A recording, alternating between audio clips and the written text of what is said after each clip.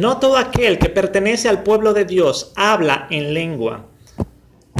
Hablar en lengua no es lo que dice si tú eres salvo o no eres salvo. Es decir, si tú hablas en lengua, eres salvo, y si no hablas en lengua, entonces no eres salvo. Eso es falso, eso está errático, eso no lo enseña la Biblia.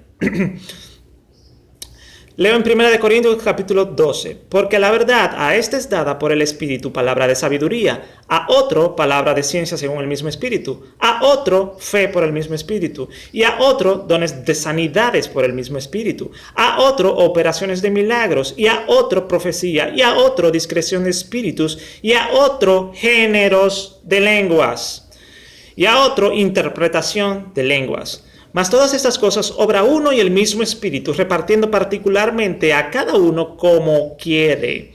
Ok, leo el versículo 28. Y a unos puso Dios en la iglesia, primeramente apóstoles, luego profetas, lo tercero doctores, luego facultades, luego dones de sanidades, ayudas, gobernaciones, géneros de lenguas.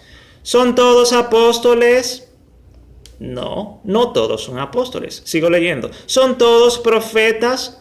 ¿Todos doctores? ¿Todos facultades? ¿Tienen todos dones de sanidad? ¿Hablan todos lenguas? Aquí dice, ¿hablan todos lenguas? ¿Interpretan todos? Entonces, no todo el mundo en la iglesia tiene don de lengua. Ok. Lo que dice si tú eres salvo o no eres salvo es si obedeces a Dios o no le obedeces.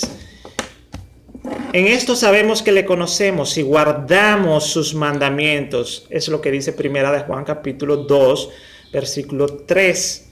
También vemos en 1 Juan capítulo 3, empezando desde el versículo 6. Cualquiera que permanece en él no peca. Cualquiera que peca no le ha visto ni le ha conocido. ¿Cómo tú sabes si conoce a Dios o no? Si tú pecas, no le conoces. Ok. Versículo 7. Hijitos, no se engañe ninguno. El que hace justicia es justo, como él también es justo. El que hace pecado es del diablo, porque el diablo peca desde el principio. Para esto apareció el Hijo de Dios, para deshacer las obras del diablo. Entonces aquí dice claramente que el que hace justicia es justo, es salvo, es de Dios. El que peca es del diablo. Entonces, ¿cómo tú sabes si tú personalmente eres salvo o no eres salvo? No sé, pregúntate a ti mismo, ¿pecas o no pecas? Si pecas, no eres salvo. Si no pecas, si obedeces a Dios, si estás cumpliendo sus mandamientos, eres salvo. Dice aquí, para esto apareció el Hijo de Dios, para deshacer las obras del diablo. El día que tú conoces a Cristo, el día que tú conoces la verdad, eres libertado del pecado, y conoceréis la verdad, y la verdad os libertará, dice Juan. Entonces, el día que tú conoces a Cristo, eres libertado del pecado. Dice Jesús que todo aquel que hace pecado, esclavo es del pecado. Así que si el Hijo os libertare, seréis verdaderamente libres. Entonces, Cristo rompe esas cadenas, esa esclavitud del pecado en la cual está metida la persona. El día que la persona conoce a Cristo es libertada de todo pecado, de la fornicación, del adulterio, de la idolatría, de la avaricia, de los pleitos, del rencor, del no ser compasivo con los demás, no ayudar a los pobres, etc. De todo eso uno es libertado.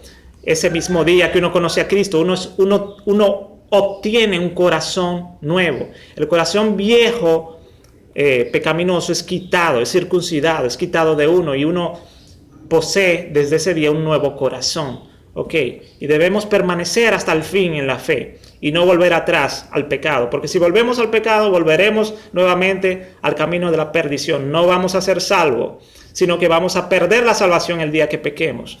Claro está, si te arrepientes nuevamente, volverás a ser salvo, pero en pecado no hay salvación.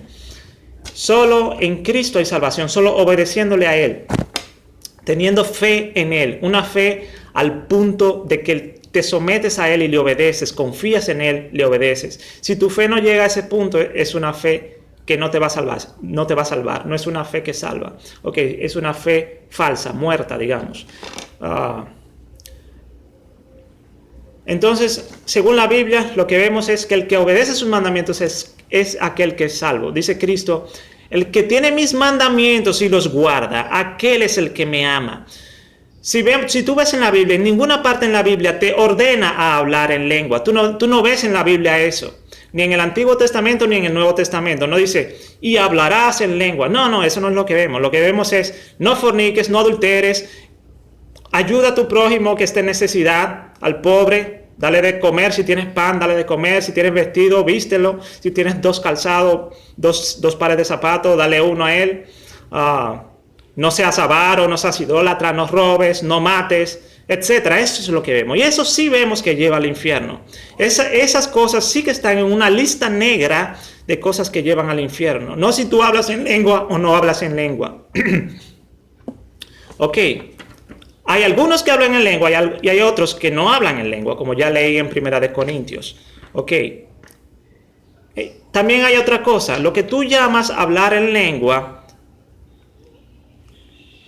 puede que no sea hablar en lengua, porque cuando dice en el día de Pentecostés que hablaban en lengua, era en idiomas, en idiomas de otros países, que esas otras personas de otros países entendían.